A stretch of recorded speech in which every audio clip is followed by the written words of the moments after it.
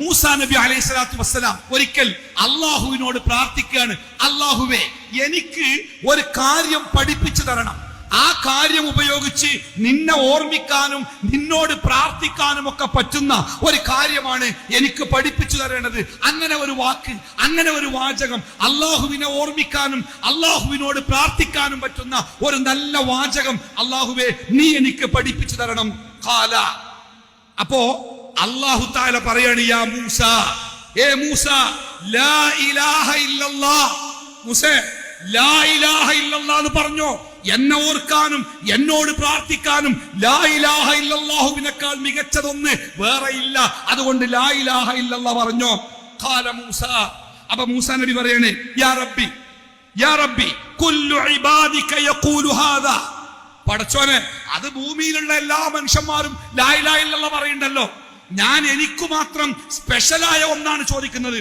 ഖാല, അപ്പൊ അല്ലാഹുവിന്റെ മറുപടി, ഖുൽ മൂസേ, നീ ലാ ഇലാഹ ഇല്ലല്ലാഹ് പറഞ്ഞോ, അത് മതി നിനക്ക്. ഖാല, അപ്പോഴും മൂസാ നബി വിട്ടില്ല. അദ്ദേഹം പറയാണ്, ലാ ഇലാഹ ഇല്ലാ അൻത. പടച്ചോനെ, നീ അല്ലാത്ത ഒരു ആരാധനയില്ല, അത് ഞാൻ ഉറപ്പിച്ചിരിക്കുന്നു. ഇന്നമാ ഉരീദു ശൈഅൻ തഖുസ്സുനി ബി. പടച്ചോനെ, ലാ ഇലാഹ ഇല്ലല്ലാഹ് എല്ലാ മനുഷ്യന്മാരും പറയണ്ടേ, ഞാൻ മാത്രം, എനിക്ക് മാത്രം പറയണ്ട, എനിക്ക് മാത്രം പറയാൻ അറിയുന്ന, എനിക്ക് മാത്രം പ്രത്യേകമായ സ്പെഷ്യലായ ഒരു കാര്യമാണ് അല്ലാഹുവേ ഞാൻ ചോദിക്കുന്നത്.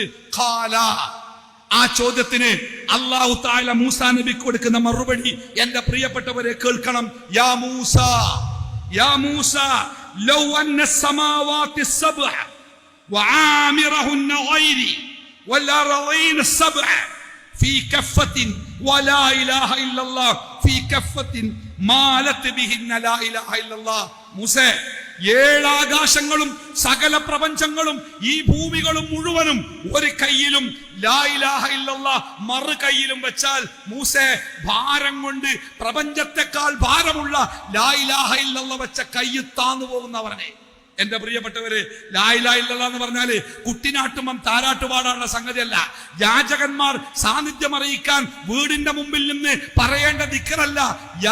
ഇൻകിലാബ് വിളിക്കുമ്പോ അല്ലെങ്കിൽ പ്രകടനം വിളിക്കുമ്പോ ജനങ്ങളെ കോരിത്തെരിപ്പിക്കാൻ ഉയർന്ന ശബ്ദത്തിൽ വിളിക്കേണ്ട മുദ്രാവാക്യമല്ല ലാ ഇലാഹ ഇല്ലല്ലാഹ്. ലാ ഇലാഹ ഇല്ലല്ലാഹ് ഒരാദർശമാണ്. അല്ലാഹു അല്ലാത്ത ഒരു ഇബാദ്, ഒരു ആരാധ്യൻ, അല്ലാഹു അല്ലാത്ത ഒരു ആരാധ്യൻ എനിക്കില്ല. ആരാധനയിൽ അല്ലാഹുവിനെ ഏകനാക്കുക അഥവാ തൗഹീദ്. ല്ലേ, നോക്കൂ, നബി സല്ലല്ലാഹു അലൈഹി വസല്ലം പറയണേ, മൻ കാന ആഖിറു കലാമിഹി ലാ ഇലാഹ ഇല്ലല്ലാഹ് ദഖലൽ ജന്ന. മൻ കാന ആഖിറു കലാമി ലാ ഇലാഹ ഇല്ലല്ലാഹ് ദഖലൽ ജന്ന.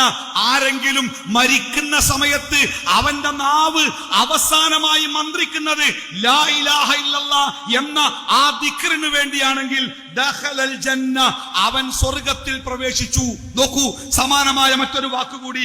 അൻ അബീ റളിയല്ലാഹു അൻഹു അന്ന റസൂലുള്ളാഹി സ്വല്ലല്ലാഹു അലൈഹി വസല്ലം ഖാല അതാനി ജിബ്രീൽ, അതാനി ജിബ്രീൽ.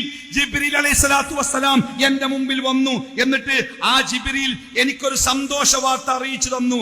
എന്താണ് ആ സന്തോഷ വാർത്ത അറിയോ? അന്നഹു മൻ മാത ലാ യുശ്രികു ബില്ലാഹി ശൈഅൻ ദഖലൽ ജന്ന. ഒരു ശിർക്കുമില്ലാതെ ലാ ഇലാഹ ഇല്ലല്ലാഹ് എതിരാവാതെ തൗഹീദോടുകൂടി ആരെങ്കിലും ഈ ലോകത്ത് ജീവിച്ചു മരിച്ചാൽ ദഖലൽ ജന്ന, അവൻ സ്വർഗ്ഗത്തിൽ പ്രവേശിച്ചു.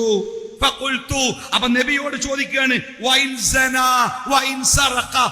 അല്ലാഹുവിന്റെ റസൂലേ, ഈ ലാ ഇലാഹ ഇല്ലല്ലാഹ് സ്വീകരിച്ച വ്യക്തി അവൻ ജീവിതത്തിൽ മോഷ്ടിച്ചിട്ടുണ്ടെങ്കിലോ, അവൻ ജീവിതത്തിൽ വ്യഭിചരിച്ചിട്ടുണ്ടെങ്കിലോ, അതുപോലത്തെ തെറ്റുകൾ അവന്റെ ജീവിതത്തിൽ ഉണ്ടെങ്കിൽ, അവന് ലാ ഇലാഹ ഇല്ലല്ലാഹിൽ ഉറച്ച വിശ്വാസമുണ്ടെങ്കിൽ, ആ ലാ ഇലാഹ ഇല്ലല്ലാഹിൽ ഉറച്ച് വിശ്വസിക്കുമ്പോൾ തന്നെ അവന്റെ ജീവിതത്തിൽ വ്യഭിചാരം പോലത്തെ, മോഷണം പോലത്തെ കടുത്ത തെറ്റുകൾ ഉണ്ടെങ്കിലും മരണശേഷം അവൻ സ്വർഗ്ഗത്തിലെത്തുമോ? നബി സല്ലല്ലാഹു അലൈഹി വസല്ലമ അതിന് കൊടുത്ത മറുപടി നഅം, അതെ എന്നാണ്. പ്രവാചകൻ അത് പിന്നീട് വിശദീകരിക്കുന്നുണ്ട്. ഒരു മനുഷ്യൻ ലാ ഇലാഹ ഇല്ലല്ലാഹയോടുകൂടി മരിച്ചാൽ അവന്റെ ജീവിതത്തിൽ ഇതുപോലത്തെ പാപങ്ങൾ ഉണ്ടെങ്കിൽ ഒന്നുകിൽ അല്ലാഹു അവന്റെ നന്മകൾ കൊണ്ട് ആ പാപങ്ങൾ പുറത്തു കൊടുത്തേക്കാം. അത് പുറത്തു കൊടുത്തിട്ടില്ലെങ്കിൽ ആ പാപങ്ങൾക്ക് അള്ളാഹു നിശ്ചയിച്ച ശിക്ഷ അവൻ പരലോകത്ത് ഏറ്റുവാങ്ങേണ്ടി വരും. ആ ശിക്ഷ കഴിഞ്ഞാൽ അവരെ നരകത്തിൽ നിന്ന് മോചിപ്പിക്കപ്പെട്ട് അവരെ സ്വർഗത്തിലേക്ക് പ്രവേശിപ്പിക്കും. അവസാനം നരകത്തിൽ ബാക്കിയാകുന്നത്, ഒരിക്കലും നരകത്തിൽ നിന്ന് രക്ഷപ്പെടാൻ കഴിയാതെ നരകത്തിൽ ബാക്കിയാവുന്നത് തൗഹീദ് നഷ്ടപ്പെട്ട, ശിർക്ക് സംഭവിച്ച ദൗർഭാഗ്യവാന്മാരായ മനുഷ്യരായിരിക്കുമെന്ന് നബി സല്ലല്ലാഹു അലൈഹി വസല്ലമ നമുക്ക് പഠിപ്പിച്ചു തന്നിട്ടുണ്ട്. നോക്കി നിങ്ങൾ, പ്രവാചകന്റെ മറ്റൊരു വാക്കുകൂടി ഞാൻ നിങ്ങളുടെ ശ്രദ്ധയിൽപ്പെടുത്തട്ടെ. അനിബിൻ അബ്ബാസ് റളിയല്ലാഹു അൻഹുമാ സമിഅതു റസൂലുള്ളാഹി സ്വല്ലല്ലാഹു അലൈഹി വസല്ലം യഖൂലു മാ മിൻ മുസ്ലിമിൻ യമൂതു, ഒരു മുസ്ലിം മരിച്ചു, ഫയഖൂമു അലാ ജനാസതി 40 റജുലൻ, അവന്റെ മയ്യത്ത് നിസ്കരിക്കാൻ 40 ആളെങ്കിലും ഉണ്ട്. ലാ യുശ്രികൂന ബില്ലാഹി ശൈആ, ആ 40 ആളുകൾ അല്ലാഹുവിൽ പങ്കു ചേർക്കാത്ത ആൾക്കാരാ. ഞാൻ മരിച്ചാൽ എന്റെ മയ്യത്ത് നിസ്കരിക്കാൻ തൗഹീദുള്ള 40 ആളുകൾ എന്റെ മയ്യത്ത് നിസ്കരിക്കാൻ വന്നാൽ അവരുടെ ശുപാർശ ഉണ്ടല്ലോ, അല്ലാഹുവേ എനിക്ക് പുറത്തു തരണേ എന്ന അവർ എനിക്ക് വേണ്ടി പ്രാർത്ഥിക്കുന്ന ആ ശുപാർശയുണ്ടല്ലോ, ആ ശുപാർശ അല്ലാഹുവിന്റെ അടുക്കൽ സ്വീകരിക്കപ്പെടുമെന്നാണ് അല്ലാഹുവിന്റെ ഹബീബ് നമുക്ക് പഠിപ്പിച്ചു തന്നത്. അതുകൊണ്ട് പ്രിയപ്പെട്ടവരെ, നമ്മുടെ ജീവിതത്തിൽ നമ്മൾ കൃത്യമായിട്ട് ഉറപ്പിച്ചു വെക്കുക, തൗഹീദിന് വിരുദ്ധമായ യാതൊന്നും എന്റെ ജീവിതത്തിൽ ഉണ്ടാവുകയില്ല. വർത്തമാനകാലത്ത് കള്ളക്കറാമത്തിന്റെ, കള്ളക്കഥകളുടെ ഒരുപാട് കഥകൾ പ്രചരിപ്പിച്ച് ഒരു മുസൽമാന്റെ വിശ്വാസത്തിന് അപകടപ്പെടുത്തുന്ന ഒട്ടനേകം കാര്യങ്ങൾ നമ്മുടെ ചുറ്റുഭാഗത്ത് നടക്കുന്നുണ്ട്. എത്രയോ വലിയ പണ്ഡിതന്മാർ എന്ന് പറയുന്നവർ കോടിക്കണക്കിന് രൂപ മുടക്കി അവരുണ്ടാക്കിയ സ്ഥാപനങ്ങളിൽ, പള്ളികളിൽ പരസ്യമായിട്ട് പറയുന്നത് അള്ളാഹുവിനോളം കഴിവുള്ള, അള്ളാഹുവിന്റെ കഴിവുകളുള്ള, അള്ളാഹുവിന്റെ അറിവുകളുള്ള, അള്ളാഹുവിന്റെ കാര്യത്തിൽ ഇടപെടാൻ കഴിവുള്ള, ലോകത്തിന്റെ കാര്യങ്ങൾ നിയന്ത്രിക്കാൻ ശേഷിയുള്ള മഹാന്മാരുണ്ട്. അതുകൊണ്ട് അവരോട് നമുക്ക് കാര്യങ്ങൾ പറയാം, സങ്കടങ്ങൾ പറയാം. നോക്കൂ നിങ്ങൾ, അല്ലാഹു തആല എന്താ പറഞ്ഞത്? അല്ലാഹു പറഞ്ഞത് വൈദാ സഅലക ഇബാദി അന്നി ഫഇന്നി ഖരീബ്. മുഹമ്മദ് നബിയെ, എന്നോട് അഥവാ താങ്കളോട് അല്ലാഹുവിനെ പറ്റി ആളുകൾ ചോദിക്കും. അല്ല എവിടെയാണ്? ഞങ്ങൾ ചോദിച്ചാൽ അല്ല കേൾക്കോ? ഞങ്ങൾ എങ്ങനെയാ അള്ളാഹിനോട് ചോദിക്കുക? ഞങ്ങൾ ചോദിച്ചാൽ അള്ളാഹ്ക്ക് മനസ്സിലാവോ എന്നൊക്കെ ആളുകൾ നിന്നോട് സംശയം ചോദിക്കുമ്പോൾ നീ പറയേണ്ട മറുപടി ഫഇന്നി ഖരീബ്, ഞാൻ അവരുടെ ഏറ്റവും അടുത്തുണ്ട്. എന്റെ പ്രിയപ്പെട്ടവരെ, എനിക്കൊരു അപകടം വരുമ്പോ 10,000 കിലോമീറ്റർ അപ്പുറത്തുള്ള ഒരാളെ വിളിക്കലാണോ എന്റെ തൊട്ടടുത്തുള്ള ഞാൻ എന്ത് ചോദിച്ചാലും എനിക്ക് തരാൻ മാത്രം കഴിവുള്ള ഒരാൾ, തരാമെന്ന് പറഞ്ഞ ഒരാൾ? അള്ളാഹു അങ്ങനെ പറഞ്ഞ് ഉജീബു ദഅവത്തദ്ദാഇ ഇദാ ദഅനി. ചില ആൾക്കാർ പറയണേ കഴിവ് അള്ളാഹ്ക്കന്നെ ഉള്ളൂ, കഴിവ് അള്ളാഹ്ക്കന്നെ ഉള്ളൂ. ആ അള്ളാഹുവിന്റെ കഴിവിൽ നിന്ന് അള്ളാഹു മഹാന്മാർക്ക് കൊടുത്തിട്ടുണ്ട്. അതുകൊണ്ട് നമ്മൾ ചോദിക്കുന്നത് സത്യത്തിൽ അള്ളാന്റെ കഴിവ് തന്നെയാണ്. കാരണം അള്ള കൊടുത്ത കഴിവാണല്ലോ. ആ കഴിവ് ചോദിക്കൊണ്ട് കുഴപ്പമില്ല എന്നാ കൂട്ടരെ അല്ലെന്നാ പറയണ്ടേ. ഞാന് നേർക്ക് നേരെ കൊടുക്കൽ നിർത്തിയിട്ടുണ്ട്. ഇനി ഞാന് എന്റെ മഹാന്മാരായ കുറെ ആൾക്കാർക്ക് കുറെ കഴിവുകൾ കൊടുത്തിട്ടുണ്ട്. അതുകൊണ്ട് നിങ്ങൾക്ക് എന്തേലും ആണെങ്കിൽ എന്നോട് നേരിട്ട് ചോദിച്ച് സമയം കളയണ്ട, ഞാൻ തിരക്കിലാണ്. അതുകൊണ്ട് നിങ്ങൾ ആ മഹാനോട്, ഈ മഹാനോട്, ഈ മഹാനോട് ഓരോടൊക്കെ ചോദിച്ചു വാങ്ങിക്കോളി. ഇനി എന്നോട് ചോദിക്കാൻ നിൽക്കണ്ട. പാമ്പിന്റെ വിഷം തട്ടിയാൽ ഇന്ന സ്ഥലത്ത്, മക്കളെ കെട്ടിക്കാൻ ഇന്ന സ്ഥലത്ത്, കടം വീടാൻ ഇന്ന സ്ഥലത്ത്, രോഗം മാറാൻ ഇന്ന സ്ഥലത്ത്, ശത്രുവിന്റെ ഉപദ്രവം ഇല്ലാതാക്കാൻ ഇന്ന സ്ഥലത്ത്. അങ്ങനെയാണല്ലോ പരസ്യം. ഓരോ സ്ഥലത്തും ഓരോരോ കഴിവാ. അല്ല പറഞ്ഞോ, നിങ്ങൾക്ക് പാമ്പിന്റെ വിഷം തട്ടിയാൽ ഇന്ന ആളോട് ചോദിച്ചാൽ മതി. നിങ്ങൾക്ക് കുട്ടികളെ കെട്ടിക്കാണ്ടെങ്കിൽ ഇന്ന ആളോട് പറഞ്ഞാൽ മതി. നിങ്ങളെ കടം വീടാണ്ടെങ്കിൽ ഇന്ന ആളോട് പറഞ്ഞാൽ മതി. നിങ്ങൾക്ക് കുട്ടികൾ ഉണ്ടാവണമെങ്കിൽ ഇന്ന ആളോട് പറഞ്ഞാൽ മതി എന്നാണോ റബ്ബ് പറഞ്ഞത്? നോക്കൂ, റബ്ബ് പറഞ്ഞത് ഉജീബു, ഞാൻ ഉത്തരം തരും. അല്ല പറയണേ ഞാൻ ഉത്തരം തരും. ദഅവത്തദ്ദാഇ, വിളിക്കുന്നവന്റെ വിളിക്ക് അല്ലാഹുവേ എന്ന് വിളിച്ചാൽ ആ വിളിക്ക് അല്ലാഹു ഉത്തരം തരും. അതുകൊണ്ട് ഫല്യസ്തജീബൂലി, നിങ്ങൾക്കാർക്കാ ഉത്തരം വേണ്ടത്? ആർക്കാണ് പ്രശ്നങ്ങൾക്ക് പരിഹാരം വേണ്ടത്? ആർക്കാണ് ബുദ്ധിമുട്ടിന്റെ പരിഹാരം വേണ്ടത്?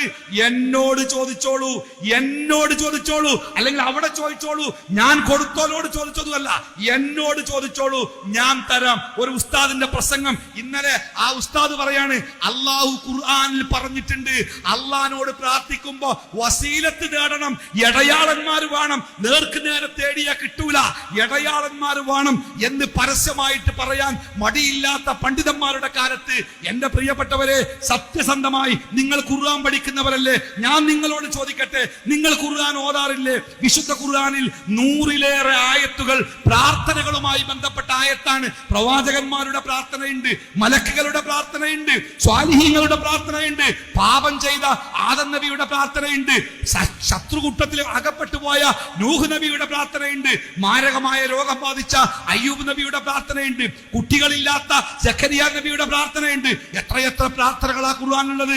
എന്റെ പ്രിയപ്പെട്ടവരെ, ഏതെങ്കിലും ഒരു പ്രാർത്ഥന വിശുദ്ധ ഖുർആനിൽ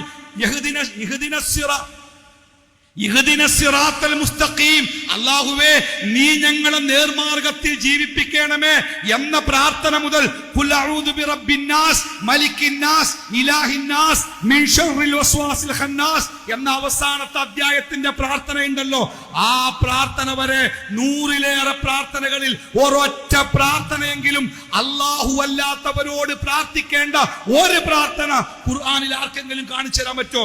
അതവിടെ നിൽക്കട്ടെ. നോക്കൂ, നമ്മളൊക്കെ മദ്രസയിൽ പോയി പഠിച്ചവരല്ലേ, എത്രങ്ങാനും പ്രാർത്ഥനകളാണ് പ്രവാചകൻ പഠിപ്പിച്ച പ്രാർത്ഥന. വീട്ടിലേക്ക് കയറുമ്പോ, ഭക്ഷണം കഴിക്കുമ്പോ, ഭക്ഷണം കഴിച്ചു കഴിഞ്ഞാല് കിടക്കാൻ പോകുമ്പോ, എഴുന്നേൽക്കുമ്പോ, കുപ്പായം ധരിക്കുമ്പോ, കണ്ണാടിയിൽ നോക്കുമ്പോ, എല്ലാത്തിനും പ്രാർത്ഥന ഉണ്ട്, 100 കണക്കിന് പ്രാർത്ഥന.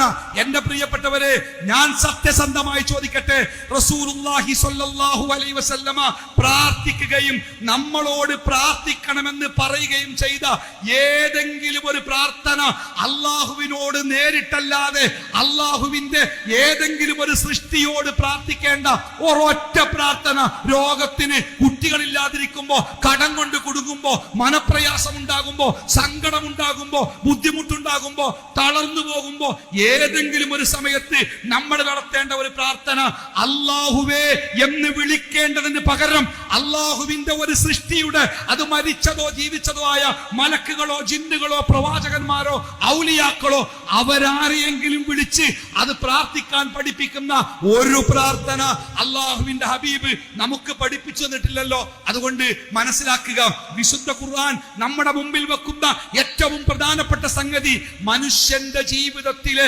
ഏറ്റവും പ്രധാനപ്പെട്ട സംഗതി തൗഹീദാണ്. അല്ലാഹു ഏകനാണ്.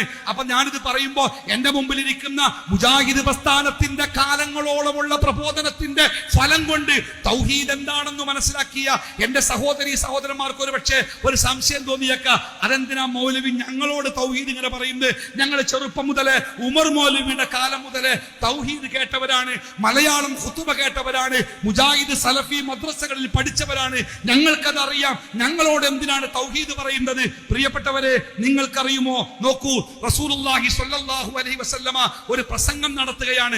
ആരോടാ പ്രസംഗിക്കുന്ന അറിയോ? അല്ലാഹുവിന്റെ ഹബീബിന്റെ സഹാബാക്കളാണ്. അബൂബക്കറും ഉമറും ഉസ്മാനും അലിയും അസ്ഹാബി കന്നുജൂം, എന്റെ സഹാബത്ത് നക്ഷത്രങ്ങളെ പോലെയാണ് എന്ന് പറഞ്ഞ ആ സഹാബത്തുണ്ടല്ലോ, ആ സഹാബത്തിരിക്കുന്ന സഹാബത്താണ് പ്രവാചകന്റെ സദസ്സ്. ആ സഹാബത്തിനോട് പ്രവാചകൻ സംസാരിക്കുകയാണ്.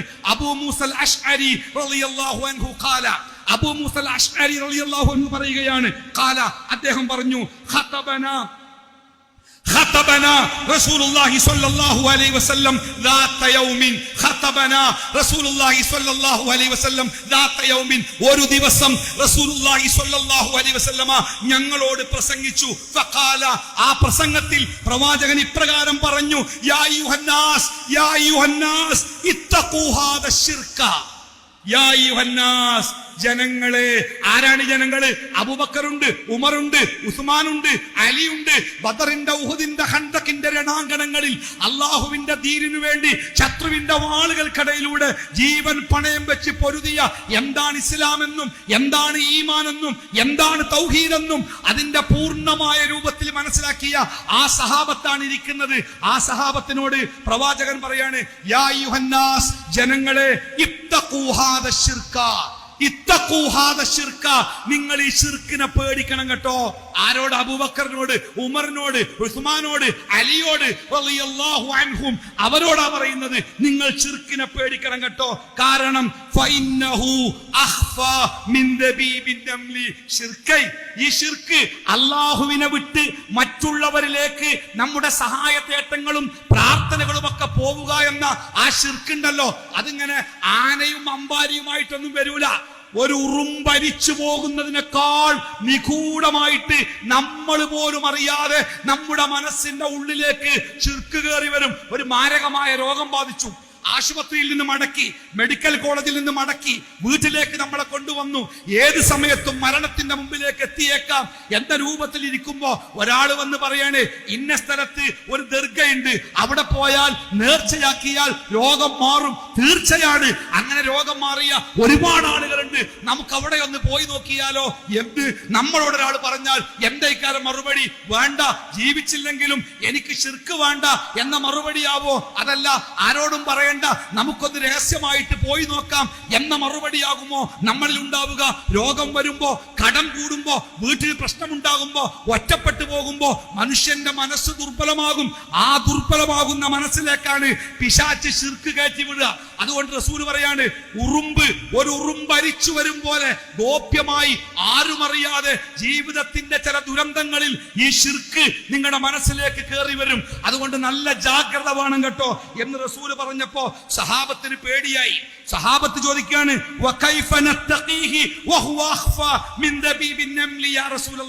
അല്ലാഹുവിന്റെ റസൂലേ, ഒരു ഉറുമ്പിനേക്കാൾ ഗോപ്യമായ രൂപത്തിൽ, ഒരു ഉറുമ്പ് വരുന്നതിനേക്കാൾ വളരെ അപകടകരമായ രൂപത്തിൽ ശിർക്ക് മനസ്സിലേക്ക് കയറി വരുമെങ്കിൽ ഞങ്ങൾ എങ്ങനെയാണ് അതിനെ തടയുക?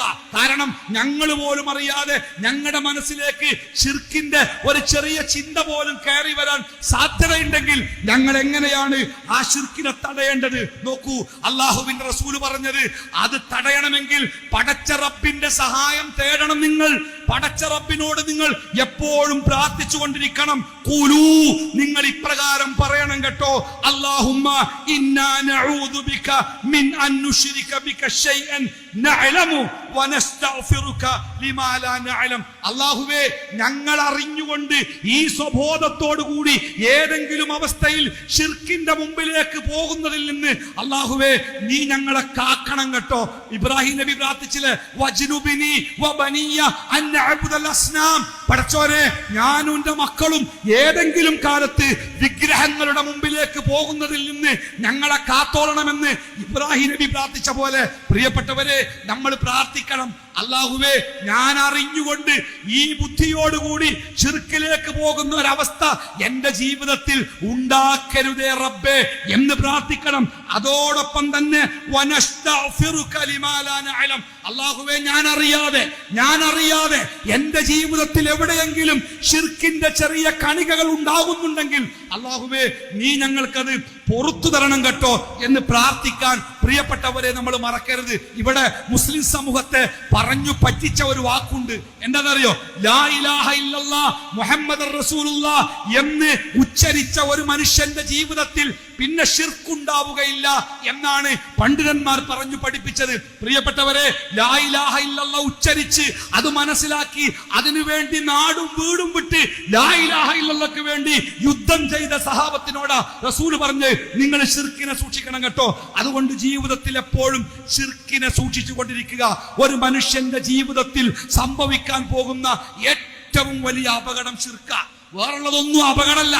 ഉരുൾപൊട്ടലുണ്ടാവട്ടെ, മലവെള്ളം വരട്ടെ, യുദ്ധമുണ്ടാവട്ടെ, അതൊക്കെ ചെറിയ ചെറിയ വിപത്തുകളാ. പക്ഷേ ഒരു മനുഷ്യന്റെ ജീവിതത്തിൽ അവൻ ചെന്ന് ചാടാനുള്ള ഏറ്റവും വലിയ ദുരന്തം പ്രിയപ്പെട്ടവരെ നരകമാണ്. നിങ്ങൾക്കറിയാലോ, ഒരു ഉരുൾപൊട്ടലിൽ ചളിവെള്ളം കുത്തിയൊഴുകി വരുമ്പോ ആ വീടിന്റെ ഉള്ളില് മണ്ണിന്റെയും വെള്ളത്തിന്റെയും ഉള്ളിൽ കിടന്ന് ശ്വാസം മുട്ടി മരിക്കുന്ന ഒരു മനുഷ്യൻ, ദയനീയമാണ് അവന്റെ അവസ്ഥ, സങ്കടമാണ് അവന്റെ അവസ്ഥ.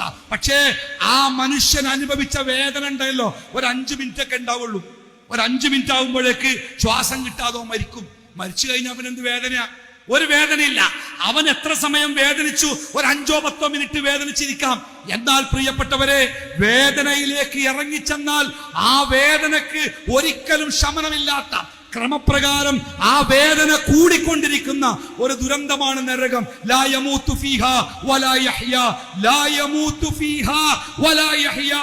ജീവിക്കുവാനും മരിക്കാനും കഴിയാത്ത, ജീവിതത്തിന്റെയും മരണത്തിന്റെയും ഇടക്കുള്ള പ്രയാസത്തിന്റെ വേദനയുടെ വല്ലാത്ത നൂൽപാലത്തിലാണ് നരകം. പ്രിയപ്പെട്ടവരെ, ആര് വിചാരിച്ചാലും ആ നരകത്തിൽ നിന്ന് അള്ളാഹു നമ്മളെ പുറത്തേക്ക് വിടുകയില്ല എന്ന് എത്ര കൃത്യമായിട്ടാണ് പഠിപ്പിച്ചത്. ഇബ്രാഹിം നബി അലൈഹിസ്സലാത്തു വസ്സലാം തന്റെ പിതാവിന് വേണ്ടി അള്ളാഹുവിനോട് പ്രാർത്ഥിക്കുന്നുണ്ട്. നാളെ പരലോകത്ത് പടച്ചോനെ എന്റെ വാപ്പാനെ രക്ഷപ്പെടുത്തണേ. അള്ളാഹു തആല ഇബ്രാഹിം നബിയോട് ചോദിക്കുന്ന ഒരു ചോദ്യമുണ്ട്. സ്വഹീഹുൽ ബുഖാരിയിൽ ആ സംഭവം വിശാലമായി പറയുന്നുണ്ട്. സമയത്തിന്റെ കുറവ് കൊണ്ട് ഞാൻ അങ്ങോട്ട് പോകുന്നില്ല.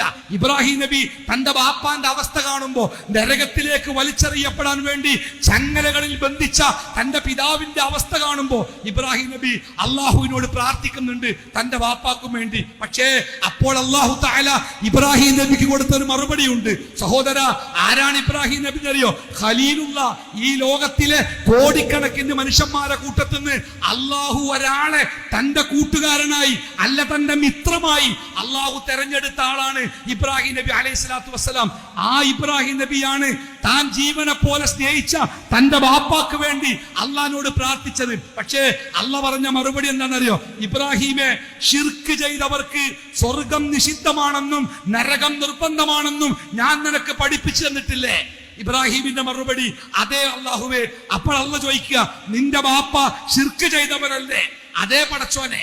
പിന്നെ അള്ളാഹുവിന്റെ ചോദ്യം, പിന്നെ എന്തിനാണ് ഇബ്രാഹിം നീ വേണ്ടാത്ത ഒരു ചോദ്യം ചോദിക്കണേ? എന്റെ ബാപ്പ ശിർക്ക് ചെയ്തവനാ. ശിർക്ക് ചെയ്തവർക്ക് സ്വർഗം ഹറാമാണെന്ന് ഞാൻ പഠിപ്പിച്ചിട്ടില്ലേ? പിന്നെ അള്ളാഹു പറയുന്നത്, ഇബ്രാഹിം നീ നിന്റെ കാൽച്ചുവട്ടിലേക്കൊന്ന് നോക്ക്. ഇബ്രാഹിം നബി താഴേക്ക് നോക്കിയപ്പോൾ കണ്ടത് അള്ളാഹുവിന്റെ മലക്കുകൾ തന്റെ പിതാവിനെ ചങ്ങലകളിൽ ബന്ധിച്ച് നരകത്തിലേക്ക് വലിച്ചു കൊണ്ടുപോകുന്ന ഭീകരമായ കാഴ്ചയാണ്. എന്തിനാണ് നബി സല്ലല്ലാഹു അലൈഹി വസല്ലമ ഈ സംഭവം, നാളെ പരലോകത്ത് നടക്കാനിരിക്കുന്ന ഈ സംഭവം എന്തിനാണ് പ്രവാചകൻ നമുക്ക് പഠിപ്പിച്ചെന്നറിയോ? വേറെ ഒന്നിനുമല്ല. ശിർക്ക് സംഭവിച്ചു പോയാൽ, ഒരു മനുഷ്യന്റെ ജീവിതത്തിൽ ശിർക്ക് സംഭവിച്ചു പോയാൽ, മക്കൾ പ്രവാചകന്മാരാണെങ്കിൽ പോലും ആരൊക്കെ നമുക്കുണ്ടായിരുന്നാലും, ഒരു മനുഷ്യന്റെ ജീവിതത്തിൽ ശിർക്കുണ്ടായോ അവൻ കാലാകാലം നരകത്തിന്റെ വറകാണ് എന്ന അടിസ്ഥാനപരമായ സത്യം പഠിപ്പിക്കാൻ. അതുകൊണ്ട് എന്റെ പ്രിയപ്പെട്ടവരെ, ഈ QHLSന്റെ വേദിയിൽ എനിക്ക് നിങ്ങളുടെ മനസ്സിലേക്ക് കോറി വെക്കാനുള്ള ഒരു കാര്യം, നമ്മുടെ ജീവിതത്തിലെ ഏറ്റവും ഗൗരവമുള്ള കാര്യം തൗഹീദാണ്. വർത്തമാനകാലത്ത് പല ജാതി രൂപത്തിൽ പ്രത്യയശാസ്ത്രങ്ങളും പാർട്ടികളും പ്രസ്ഥാനങ്ങളും സംവിധാനങ്ങളും ഒക്കെ തൗഹീദിനെ കേടുവരുത്താൻ എല്ലായിടത്തും കറങ്ങിത്തിരിഞ്ഞ് നടക്കുന്നുണ്ട്. ഒരുപക്ഷെ അവർക്ക് നമ്മളെക്കാൾ സൗന്ദര്യമുണ്ടാവാം, അവർക്ക് നമ്മളെക്കാൾ പണമുണ്ടാവാം, അവർക്ക് നമ്മളെക്കാൾ സംവിധാനങ്ങൾ ഉണ്ടാവാം. പക്ഷേ തൗഹീദിനെയാണ് നശിപ്പിക്കാൻ ശ്രമിക്കുന്നത്. അല്ലാഹുവേ അല്ലാഹുവേ എന്ന് വിളിക്കേണ്ട ഇടത്ത് മലക്കുകളെ, ജിന്നുകളെ, പ്രവാചകന്മാരെ, ഔലിയാക്കളെ, മരങ്ങളെ, കല്ലുകളെ എന്തിനു വിളിച്ചാലും അത് നമ്മുടെ തൗഹീദിനെ നശിപ്പിച്ചു കളയുമെന്ന അടിസ്ഥാനപരമായ പാഠം എന്റെ പ്രിയപ്പെട്ടവരെ നമ്മൾ മനസ്സിലാക്കി വെക്കണം. എന്റെ പ്രധാനം എന്ന് പറഞ്ഞു കഴിഞ്ഞാൽ അതിന്റെ കൂടെ നമ്മൾ ചേർത്ത് വെച്ച രണ്ടാമത്തെ ഒരു വാക്കുണ്ട്. എന്താണത്? തൗഹീദിന്റെ കൂടെ എങ്ങനെയാണ് തൗഹീദുള്ള ഒരു മനുഷ്യനായിട്ട് നമ്മൾ എങ്ങനെയാണ് ജീവിക്കേണ്ടത്?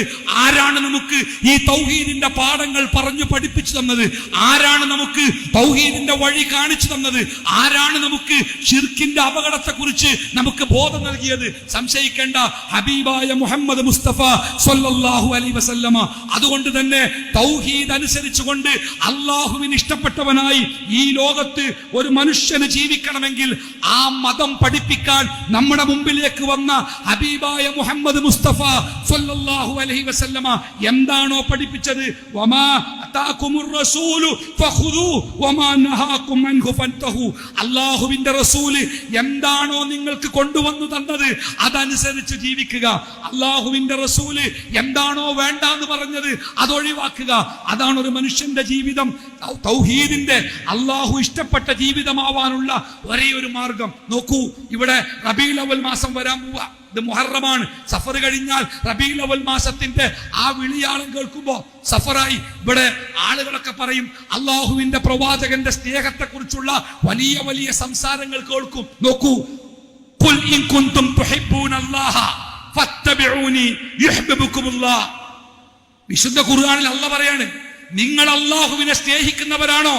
അല്ലാഹുവിനോടുള്ള സ്നേഹം പൂർണ്ണമാകുന്നത് അല്ലാഹുവിന്റെ പ്രവാചകനെ പിൻപറ്റുമ്പോഴാണ്. എന്താ പ്രവാചകനെ പിൻപറ്റുക എന്ന് പറഞ്ഞാൽ? പ്രവാചകനെ പിൻപറ്റുക എന്നാൽ അല്ലാഹുവിന്റെ റസൂൽ പറഞ്ഞില്ലേ, എന്നെ സ്നേഹിക്കുക എന്നാൽ എന്റെ സുന്നത്തിനെ സ്നേഹിക്കുക എന്നാണ്. ആ പ്രവാചകൻ എന്താണോ പഠിപ്പിച്ചത് അത് ജീവിതത്തിന്റെ ഭാഗമാക്കുക.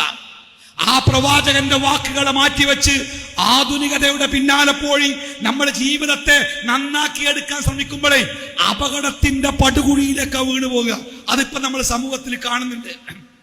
അള്ളാഹുവിന്റെ പ്രവാചകൻ ജീവിതത്തിന്റെ വഴികാട്ടിയാകേണ്ടടുത്ത് ആ പ്രവാചകനെ മാറ്റിവെച്ച് ആധുനിക സംവിധാനങ്ങൾ ഒന്നും വേണ്ട, ഒരു കല്യാണം. ഇന്നിപ്പോ ഏറെ ചർച്ച ചെയ്യപ്പെടുന്ന വിഷയമാണ് മുസ്ലിം വിവാഹങ്ങൾ. വിവാഹം എന്നത് ഇസ്ലാമിലെ ഒരു സൽക്കർമ്മമാണ്, അള്ളാഹുവിന്റെ റസൂലിന്റെ ചര്യയാണ്. എങ്ങനെയാണ് വിവാഹം നടക്കേണ്ടതെന്നും എങ്ങനെയാണ് വിവാഹം നടത്തേണ്ടതെന്നും അള്ളാഹുവിന്റെ ഹബീബ് ഭംഗിയായി പഠിപ്പിച്ചു. പക്ഷേ വർത്തമാനകാലത്ത് ചില ആൾക്കാർക്ക് തോന്നി പ്രവാചകൻ പഠിപ്പിച്ചത് പോരാ, മറ്റു ചില മതങ്ങൾക്ക് ഇങ്ങനെയൊക്കെ ഉണ്ട്, താലികെട്ടലുണ്ട്, മാലകെട്ടലുണ്ട്, അങ്ങനെയുണ്ട്, ഇങ്ങനെയുണ്ട്, ഡാൻസ് ഉണ്ട്, പാട്ടുണ്ട്. അതൊക്കെ ഉണ്ടാകുമ്പോഴേ നമ്മുടെ വിവാഹം ഒരു കളർഫുൾ ആവുകയുള്ളൂ എന്ന് ചില ആളുകൾ തെറ്റിദ്ധരിച്ചു. അള്ളാഹുവിന്റെ റസൂല് പഠിപ്പിച്ച മനോഹരമായ കല്യാണങ്ങളെ മാറ്റിവെച്ച് ഇവന്റ് മാനേജ്മെന്റുകളുടെ തിരക്കഥയനുസരിച്ച് കല്യാണങ്ങളൊക്കെ മാറി വരുന്ന ഒരു കാലത്ത് ഞാൻ ഉദാഹരണം പറഞ്ഞതാ. റസൂലുള്ളാഹി സ്വല്ലല്ലാഹു അലൈഹി വസല്ലമ, ആ റസൂലുള്ളാഹി സ്വല്ലല്ലാഹു അലൈഹി വസല്ലമയെ അല്ലാഹു ഈ ഭൂമിയിലേക്ക് അയച്ചത് എങ്ങനെയാണ് ഒരു മുസ്ലിം ജീവിക്കേണ്ടത് എന്ന് ജീവിച്ചു കാണിച്ചു തരാനാണ്. എങ്ങനെ ഒരു മുസ്ലിം ജീവിക്കണം? ഒരു മകനായിരിക്കുമ്പോ, മാതാപിതാക്കളായിരിക്കുമ്പോ, ഭർത്താവായിരിക്കുമ്പോ, കുടുംബത്തിന്റെ ആളാവുമ്പോ, നാട്ടുകാരനാകുമ്പോ, ഭരണാധികാരിയാകുമ്പോ, കച്ചവടക്കാരനാകുമ്പോ, കൃഷിക്കാരനാകുമ്പോ, സുഹൃത്തുക്കളോട് ജീവിതത്തിന്റെ ഓരോ ഘട്ടങ്ങളിലും ഒരു മുസ്ലിമിന്റെ ജീവിതം എങ്ങനെയാവണം അത് കൃത്യമായിട്ട് നമുക്ക് ജീവിച്ചു കാണിച്ചു തന്നു ഹബീബായ മുഹമ്മദ് മുസ്തഫ സ്വല്ലല്ലാഹു അലൈഹി വസല്ലമ. അതുകൊണ്ട് ഞാൻ വിശാലമായി പോകാതെ ഞാൻ എന്റെ വാക്ക് അവസാനിപ്പിക്കട്ടെ. നമ്മുടെ ജീവിതത്തിലെ ഏറ്റവും പ്രധാനപ്പെട്ട സംഗതി തൗഹീദ് വിട്ടുകളയാതെ അതിനെ മുറുകെ പിടിച്ച് എന്തു വന്നാലും ശരി ഒരിത്തിരി പോലും മായം ചേർക്കാതെ ആ തൗഹീദിൽ ഉറച്ച് ജീവിക്കുകയും അവസാനം മരിക്കുന്ന സമയത്ത് നമ്മുടെ നാവും ചുണ്ടും നമ്മൾ അറിഞ്ഞുകൊണ്ട് അവസാനമായിട്ട് പറയുന്ന വാക്ക് തൗഹീദിന്റെ മുദ്രാവാക്യമായ ലാ ഇലാഹ ഇല്ലല്ലാഹ് എന്നായിരിക്കുവാൻ നമ്മൾ ആഗ്രഹിക്കണം. അതിനുവേണ്ടി പ്രാർത്ഥിക്കണം, അതിനുവേണ്ടി പ്രവർത്തിക്കണം. അതോടൊപ്പം തന്നെ ലാ ഇലാഹ ഇല്ലല്ലാഹ് എന്ന അടിസ്ഥാന വിശ്വാസം അനുസരിച്ച് അള്ളാഹുവിന് വഴിപ്പെട്ട് ജീവിക്കേണ്ടത് എങ്ങനെയാണ് എന്ന് നമുക്ക് പഠിപ്പിച്ചു തരാൻ അള്ളാഹു ഭൂമിയിലേക്ക് അയച്ച നമ്മുടെ പ്രിയപ്പെട്ട പ്രവാചകൻ അഷ്ഹദു അന്ന മുഹമ്മദർ റസൂലുള്ളാഹ്, മുഹമ്മദ് നബി സല്ലല്ലാഹു അലൈഹി വസല്ലമ അള്ളാഹുവിന്റെ ദൂതനാണ്. ആരിലേക്ക്? എന്നിലേക്ക്. എന്തിനുള്ള ദൂതനാണ്?